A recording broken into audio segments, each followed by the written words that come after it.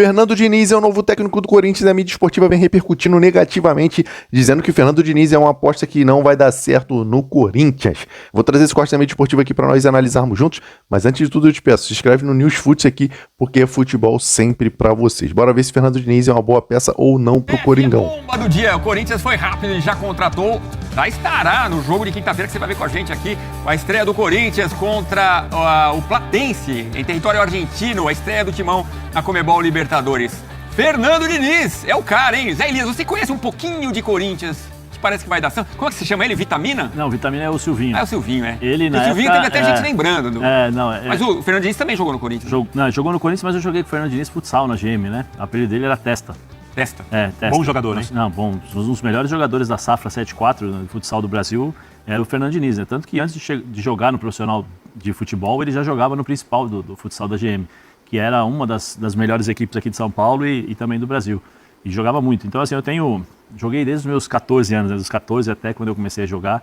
Então, assim, sei que é uma pessoa muito profissional ao extremo, mas, assim, chega num Corinthians com muitos problemas. Eu não sei se as características do elenco irão dar certo para ele. Eu não vejo ele gritando com o Memphis e mandando o Memphis tomar um suco de caju porque ele precisa correr.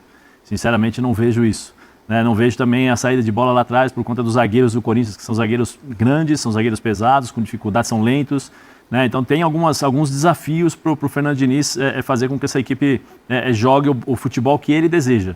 Agora precisa ver se ele também não vai aprender com tudo aquilo que ele vivenciou até agora, entender onde ele pode mudar, onde ele tem que mudar as ideias, as convicções, se precisam ser diferentes nesse momento, porque é um elenco que não dá. Essa história que ele sempre fala, não, eu pego qualquer jogador e vou melhorar, eu vou fazer isso. Eu não acredito que sempre ele conseguiu fazer isso. Ele consegue fazer num elenco, talvez 1 ou 2 jogadores, mudar como seres humanos, aí tudo bem. Agora, como profissionais ao extremo, de mudar todas as características, eu acho mais complicado. Então, assim, eu acho que um dos grandes desafios da equipe do Fernando Diniz na vida dele, pegar o Corinthians da maneira que se encontra e com o elenco que se encontra.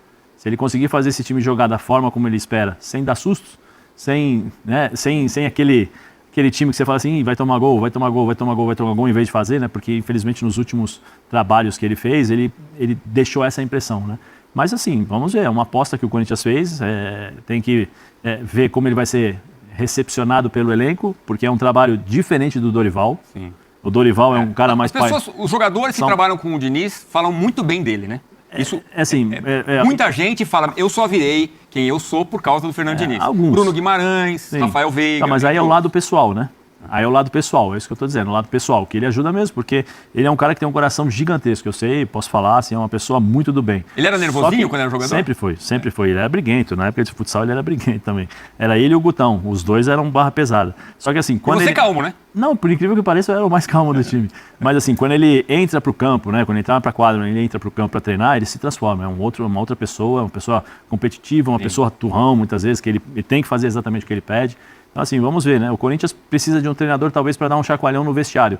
E ele precisa de uma equipe como o Corinthians para fazer com que ele também mude um pouco as suas convicções. A informação é que a diretoria queria alguém de peso.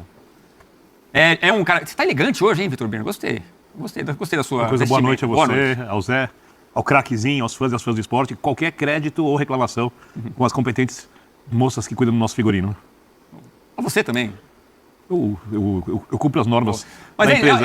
É um nome de peso. O Diniz hoje? É um campeão da América.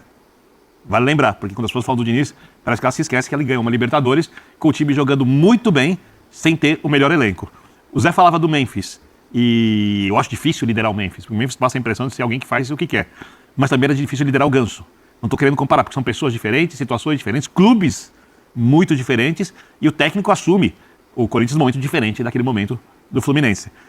Eu acho que contratar o Diniz é como você tá num jogo, sei lá, de pôquer, por exemplo. Você tem lá você tem um As e um 2 estão abertos e os seus oponentes estão vendo. Você tem um 3 e um 4. Você mete all-in. Você mete all-in, assim, ou seja, é uma aposta grande. Se o time encaixa com ele, costuma ser muito bom ofensivamente e costuma ter problemas defensivos. E aí algumas coisas que o Zé falou me chamam a atenção, porque, por exemplo, o time dele gosta de bastante pressão, né? O Memphis vai fazer essa pressão. Se o time jogar alto, os zagueiros têm velocidade de recomposição, são dúvidas que eu tenho. Outras coisas, por exemplo, você pega o André, o Bidou, muita vitalidade. para que façam isso. São jogadores que podem ser desenvolvidos pelo Diniz. Então, assim, eu acho que é uma aposta alta, mas olhando o mercado que oferecia Tite, não sei se é o momento do Tite, se o Tite aceitaria, que seria a volta de um ídolo.